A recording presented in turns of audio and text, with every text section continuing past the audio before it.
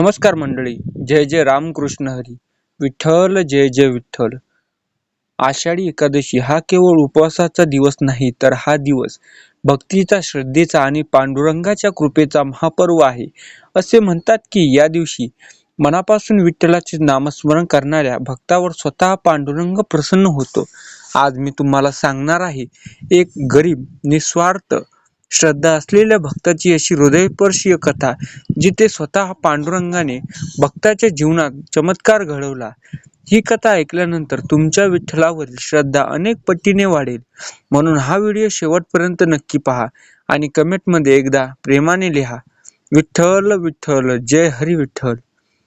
अनेक वर्षापूर्वी महाराष्ट्रातील एका छोट्याशा गावात गोविंदा नावाचा एक गरीब शेतकरी राहत होता. त्याचे घर मातीचे होते, संसार अत्यंत हालाकीचा होता.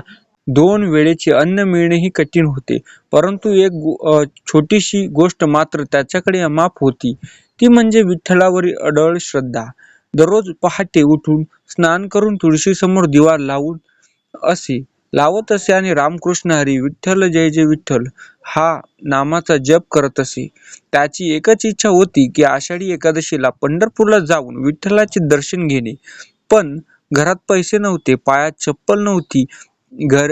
तरीही त्याने मनाशी निश्चय केला, पांडुरंगा तू बोलवशील तर मी नक्की येईल. काही दिवसांनी गावातून दिंडी निघाली. टाळ, मृदुंग, गजर सुरू झाला.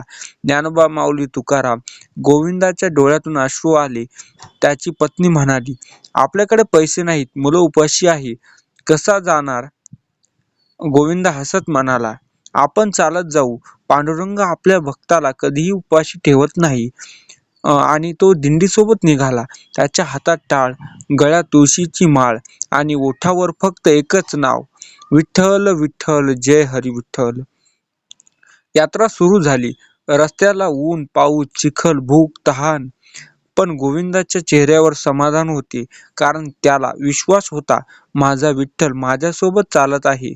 पुढे पुढे चालत होती. टाळ, मृदुंग, नाद, हरिनामाचा गजर आणि ज्ञानोबा, माऊली, तुकाराम या जयघोषात संपूर्ण वातावरण भक्तिमय झाले होते. गोविंदाच्या पायाला फोड आले होते, तरी त्याच्या चेहऱ्यावर आनंद होता, कारण त्याच्या मनात एकच ध्यास होता, माझ्या विठ्ठलाचे दर्शन. एक दुपारी कडक ऊन पडले आणि वारकरी एका मोठ्या वडाच्या झाडाखाली विश्रांतीसाठी थांबले.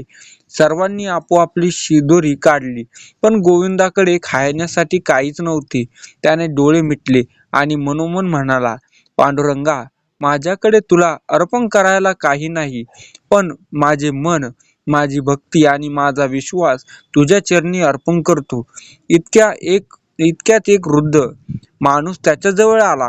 अंगावर साधे पांढरे वस्त्र, कपाळावर गंध, चेहऱ्यावर तेजस्वी स्मित. तो म्हणाला, बाळा, तू उपाशी दिसतो, हा प्रसाद घे. गोविंदाने नम्रपणे उत्तर दिले, बाबा, आधी तुम्ही घ्या. वृद्ध हसले. जो दुसऱ्याचा विचार करतो त्याची काळजी देव स्वतः घेतो. गोविंदा प्रसाद स्वीकारला. आश्चर्य म्हणजे त्या थोड्याशा अन्नाने त्याची भूक पूर्णपणे भागली. थोड्याशा अन्नाने त्याची भूक संपूर्ण भागली. शरीरात नवी ऊर्जा संचारली. त्याने आजूबाजूला पाहिले, पण तो वृद्ध कुठेही दिसत नव्हता. दिंडीतील एका वारकऱ्याने हळूच म्हटले, गोविंदा, तुला भेटलेले ते साधू वृद्ध नव्हते, कदाचित तो स्वतः विठ्ठलच असेल. गोविंदाच्या डोळ्यातून अश्रू वाहू लागले. प्रवास पुढे सुरू झाला. त्या रात्री सर्व वारकरी एका मंदिरात मुक्कामाला थांबले. भजन सुरू झाले. सुंदरते ध्यान उभे विटेवरी. भजन ऐकताच गोविंदाला डुलकी लागली. स्वप्नात त्याला काळा सावळा पिवळे पितांबर परिधान केलेला, कमरेवर हात ठेवून उभा असलेला श्री पांडुरंग दिसला. भगवान म्हणाले, गोविंदा, भक्तीमध्ये श्रीमंती नसते, श्रद्धा असेल तो प्रेमाने माझे नाव घेतो, त्याच्याकडे मी स्वतः चालत जातो. हे ऐकून गोविंदा नम्रतेपणे चरणी पडला. क्षणात स्वप्न संपले. पहाटे उठल्यावर त्याच्या मनात अपार शांतता होती. आता त्याला खात्री झाली होती, पांडुरंग आपल्या प्रत्येक पावलावर सोबत आहे. दिंडी जशी जशी पंढरपूरच्या जवळ येऊ लागली, तसा तसा विठ्ठल विठ्ठलचा जयघोष अधिकच दुमदुमू लागला. पण अजूनही गोविंदाच्या सर्वात मोठी परीक्षा बाकी होती. दिवसाची पायी प्रवासानंतर अखेर दिंडी पंढरपूरच्या सीमेवर पोहोचली. कुंडलिक वरदा हरी विठ्ठल, श्री ज्ञानदेव तुकाराम या जयघोषाने संपूर्ण वातावरण दुमदुम गेले होते.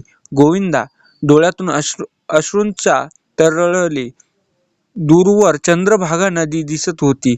हजारो वारकरी भक्तिभावाने स्नान करून विठ्ठलाच्या दर्शनासाठी रांगेत उभे होते. गोविंदाच्या चंद्रभागेचे स्नान केले. मनोभावे प्रार्थना केली, हे विठ्ठला, माझ्याकडे धन नाही, वैभव नाही, पण तुझ्यावरील प्रेम मात्र कधीही कमी होऊ देऊ नको. यानंतर तो दर्शनाच्या रांगेत उभा राहिला. रांग खूप मोठी होती. तासनतास वाट पाहूनही त्याच्या क्रमात आला नाही. रांग खूप मोठी होती. तासनतास वाट पाहूनही त्याचा क्रमांक आला नाही. अचानक मंदिराचे दरवाजे काही काळासाठी बंद करण्यात आले. गोविंदा निराश झाला. तो मंदिराबाहेर बसून रडू लागला. पांडुरंगा, एवढा प्रवास केला, पण तुझे दर्शन झाले नाही. इतक्या त्याच्या खांद्यावर कोणीतरी प्रेमाने हात ठेवला. तेच तेजस्वी वृद्ध पुन्हा त्याच्या समोर उभा होता. वृद्ध म्हणाले, का रडतो बाळा? देवाला दगडात शोधतोस, तो तर भक्ताच्या हृदयात असतो. हे बोलून त्याने गोविंदाच्या हातात हात धरला. क्षणात गोविंदा एक विलक्षण तेज जाणवू लागला. वृद्धाचे स्वरूप बदलू लागले. डोक्यावर सुवर्ण मुकुट, गळ्यात वैजंतीच्या माळा, पिवळे पितांबर, कमरेवर दोन्ही हात. समोर साक्षात श्री विठ्ठल उभे होते. गोविंदा थरथर कापत त्यांच्या चरणी कोसळला. भगवान प्रेमाने म्हणाले, गोविंदा, तू मला शोधत पंढरपूरला आलास, पण मी तुझ्यासोबत पहिल्या दिवसापासून चालत होतो.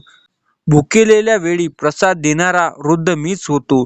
तुझी परीक्षा घेणारा मीच होतो. तुझ्या प्रत्येक नामस्मरणात मीच होतो. गोविंदा डोळ्यातून अश्रू वाहू लागले. भगवान पुढे म्हणाले, जो आषाढी एकादशी श्रद्धेने उपवास करतो, हरिनाम घेतो, दुसऱ्याच्या सेवा करतो आणि मनापासून माझे स्मरण करतो, त्याच्यावर माझी कृपा सदैव राहते. उपवास म्हणजे फक्त अन्नाचा त्याग नाही, तर वाईट विचार, अहंकार, लोभ, मत्स्य आणि क्रोध याचा त्याग होय. हे बोलून श्री पांडुरंग अदृश्य झाले. गोविंदा प्रत्यक्ष विठ्ठलाचे दर्शन झाल्याची अनुभूती विसरता आली नाही.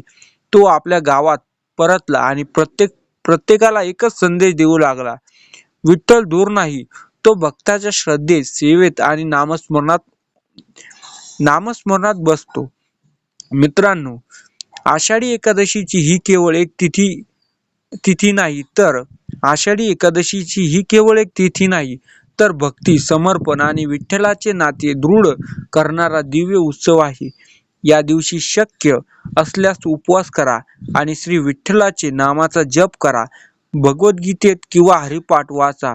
गरजूंचा अन्नदान करा आणि मनापासून प्रार्थना करा. जर ही कथा तुम्हाला आवडली असेल तर व्हिडिओला लाईक करा, शेअर करा आणि आपल्या मित्रपरिवारासोबत ही आषाढी एकादशीची माहिती शेअर करा. चॅनलला सबस्क्राईब करा. शेवटी सर्वांना एकदा प्रेमाने म्हणा, कुंडलिक वरदा हरी विठ्ठल, श्री ज्ञानदेव तुकाराम. जय जय विठ्ठल. रामकृष्ण हरी.